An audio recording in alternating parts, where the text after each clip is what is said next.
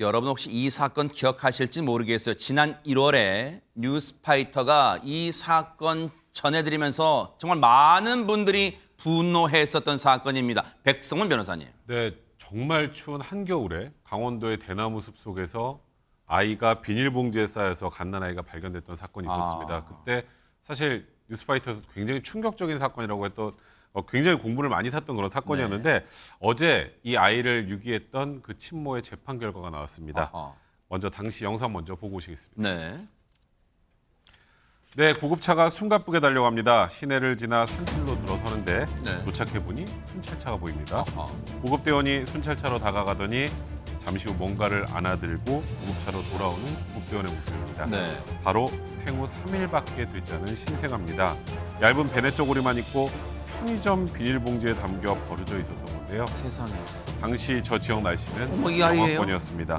구급대원은 황급히 아기를 포대기로 감싸고는 품에 안고 아기의 온몸을 녹여줍니다. 저 지역 강원도 지역에서 1월에 강원 지역 충분히 우리가 영하의 날씨라고 꽁꽁 얼은 날씨라고 생각해 볼 수 있잖아요. 근데 그 아이를 세상에 두터운 방한용 이불도 아니고 어떻게 전염병도 버린 것도 충격적이지만 어떻게 편의점 비닐의 봉지에 싸서 버려요 아이를. 제가 고향이 강원도인데요. 어릴 때 입고 또 입어도 강원도 추위가 살을 에이는 듯하다 이런 표현을 우리가 씁니다. 그런데 생후 3일밖에 되지 않은 아기가 편의점 비닐봉지에 저렇게 베네 저고리만 입은 상태로 발견돼서 굉장히 충격을 줬습니다. 더 큰 문제는 뭐냐? 이걸 누가 발견했냐면요. 이 고성군에 있는 호수 둘레길을 걷던 행인이 아기 울음소리를 듣고 찾지를 못해서 경찰에 신고해서 그나마 발견이 된 겁니다. 만약 발견되지 않았더라면 어떻게 할 뻔했습니까? 더군다나 1월 20일 정말 추운 때고요. 당시 고성에 눈이 와서 성인들 무릎에까지 눈이 차오르는 상황이었습니다. 그랬었어요. 예, 영하 0.5도. 사실 체감 온도는 더 낮다고 봐야 되는데 발견 당시에 아기가 이미 저체온증 상태여서 섭씨 34도 정도였습니다. 그나마 구급대원이 따뜻한 식염수를 핫팩처럼 활용해서 아기 몸에 또 감싸고 구급대원들이 저렇게 품에 안아서 그나마 아기의 건강이 일부분이라도 지켜진 것으로 보입니다. 그런데 이 끔찍한 짓을 저지른 사람이 안지웅 기자님 당시에 이 아이의 친모였다면서요, 세상에. 네, 맞습니다. 친모가 어떻게 이런 일을 할 수 있을지 정말 끔찍한데요. 이 범행 전후를 보면은 이들이 얼마나 죄의식이 없었는지 더욱더 자세히 알 수 있습니다. 일단 이 범행이 발생되기 나흘 전 지난 1월 16일 남자친구와 함께 강릉 여행을 떠납니다. 그리고 다음 날 이 강릉의 한 병원에서 출산을 하게 되죠. 그리고 이 여성 하루가 지난 1월 18일 아기를 혼자 병원에 남겨두고 남자친구와 함께 집으로 귀가를 해버립니다. 그리고 그 다음 날 이날이 바로 범행 당일입니다. 1월 20일 병원에서 아기를 데리고 나와 곧바로 둘레길로 가서 유기를 하는데 도대체 왜 이런 일을 벌였냐는 질문에 대해서 전 남자친구와의 아이다. 처음부터 키울 생각이 없었다는 답변을 내놨습니다. 저게 사람의 입에서 나올 말입니까? 그냥 입에서 나오면 다 말이에요. 어떻게 인간의 탈을 쓰고 어떻게 저런 말을 할 수가 있는 거예요? 전 남친의 아이라고 키울 생각 애초부터 없었다? 그래서 태어난 지 3일밖에 안 된, 사흘밖에 안 된 이 아이를 버렸다? 그것도 편의점 비닐봉지에서 버렸다? 당신이 인간이야? 어떻게 이런 짓을 저지를 수가 있어? 그런데 이 사건 결국은 이 신고로, 행인분들의 신고로 다행히 이 아이를 찾을 수 있었고 결국은 이 친모라는 사람을 잡아서 재판에 넘겼었는데 재판 결과는 어떻게 나왔습니까? 장윤 변호사님. 비교적 법원은 선처를 해줬다고 볼 수 있습니다. 이 수사 경과를 좀 살펴볼 필요가 있는데요. 경찰은 처음에는 영아 살해 미수로 수사를 했어요. 영아 살해 미수는 이 분만 직후의 상황에서 정신적 불안 상태일 때 아이를 살해에 이르려고 했다가 미수에 그쳤다는 그 요건이 해당해야 됩니다. 검찰로 사건을 넘겼는데 검사가 봤을 땐 그렇지 않은 거예요. 이거 일반 살인 미수다. 왜냐하면 영아 살해 미수는 법정형이 좀 더 낮거든요. 그런데 반성하지도 않고 아이를 키울 의지나 뭐 이런 기미가 전혀 보이지 않아서 검찰 단계에서는 영장 청구해서 구속했고요. 이거 일반 살인 미수다라고 해서 재판에 넘겼습니다. 법원의 첫 선고 결과가 나왔는데 법원은 집행유예 형을 선고했습니다. 왜요? 예, 징역 3년에 집행유예 5년 선고하면서 160시간의 사회봉사, 5년간의 아동 관련 기간 취업 제한 처분을 내렸는데 아무래도 실제로 아이가 사망에 이르지는 않았다는 점, 그리고 뒤늦게나마 반성하고 있는 사정 등을 참작하지 않았을까 싶습니다. 아니 하재근 평론가님 뭐 얼마나 반성했길래 뭐 재판정에서 뭐 펑펑 울면서 싹싹 빌고 뭐 반성해서 아니 그렇다도 이 끔찍한 짓을 저지른 인간한테 어떻게 집행유예 5년이란 이 솜방망이 처벌 나올 수 있어요? 다행히 아기가 일찍 발견이 돼서 숨지지 않았으니까.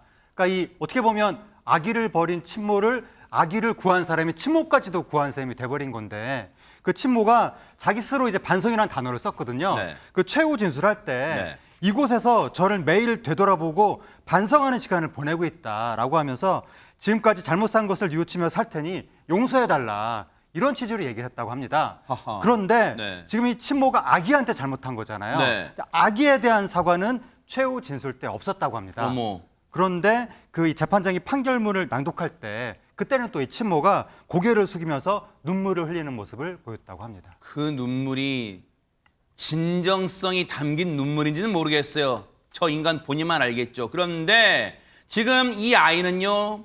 지난 1월에 발견됐으니까 장유미 변호사님 이제 한 생후 6개월쯤 됐겠어요. 이 아이 지금 어떻게 지내고 있어요? 지금 보호시설에서 양육 중인데요. 검찰이 직권으로 정말 부모 자격이 없다라고 하면 친권 상실 조치를 취할 수가 있습니다. 이미 재판에 넘겨진 상황에서 검찰은 친모를 상대로 법원에 친권 상실 청구를 제기한 상황이고요. 어허. 그 결과를 기다리고 있는 상황이고 이 아이 태어나자마자 사실상 유기됐기 때문에 뭐 출생신고 등등의 호적이 만들어지지가 못했습니다. 그래서 관할 지자체장이 직권으로 출생신고 마쳤고요. 가족관계 등록도 완료된 상황입니다. 아니 근데 백성문 변호사님 시청자분들 그런 생각하실 거예요.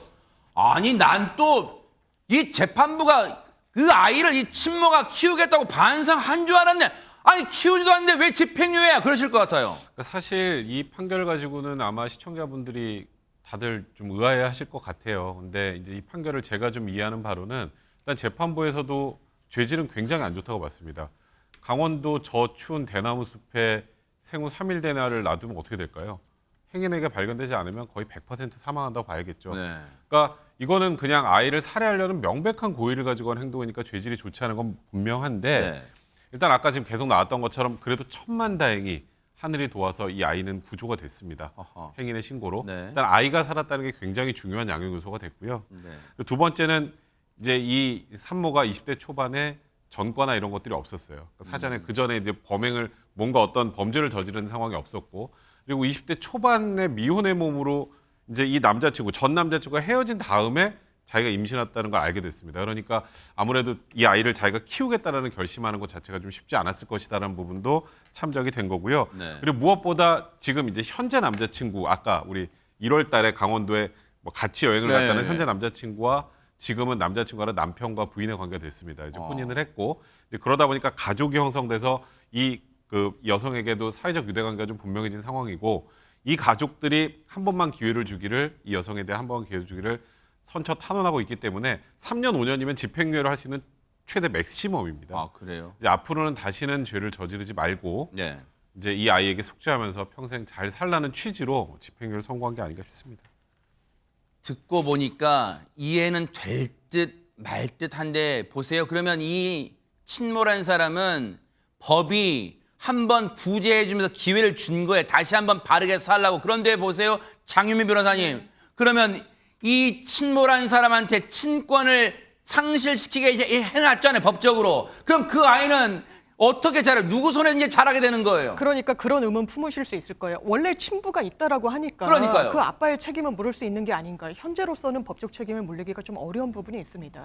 일단은 친부라는 건 이 여성의 주장에 불과한다고 법적으로는 평가할 수밖에 없고요. 세상에. 그러려면 친부인지 아닌지 확인을 구하는 인지 청구에 소를 해야 되는데 그럼 유전자 검사 등등을 하게 되는 거죠. 이 여성의 말에 의하더라도 임신 사실 자체를 전 남자친구와는 결별 이후에 알았다고 보기 때문에 실제로 이 남성이 아이의 존재 자체를 모를 수도 있는 겁니다. 그래서 넘어야 될 산이 상당히 좀 많은 상황인 것 같습니다. 할 수 없이 이 아이는 우리 사회가 정말 따뜻하게 보듬어야 돼요. 이 아이가 무슨 죄입니까? 죄가 있다면 이 세상에, 이 험한 세상에 태어난 죄밖에 없을 거예요. 이 아이 정말 우리들이 바르게 자라도록, 건강하게 자라도록 품어줘야 될 것 같다, 이런 생각해 봅니다. 보고 계십니까? 대박 사건. 네, 안녕하십니까? 김명준입니다. 여러분과 함께하는 뉴스파이터. 다양한 소식과 뉴스를 보고 싶으시면 화면 오른쪽을 꾹 눌러 구독해 주시길 바랍니다. TV로도 유튜브로도 여러분께 한 발 더 다가가겠습니다. MBN 뉴스와 뉴스파이터를 사랑해 주셔서 고맙습니다.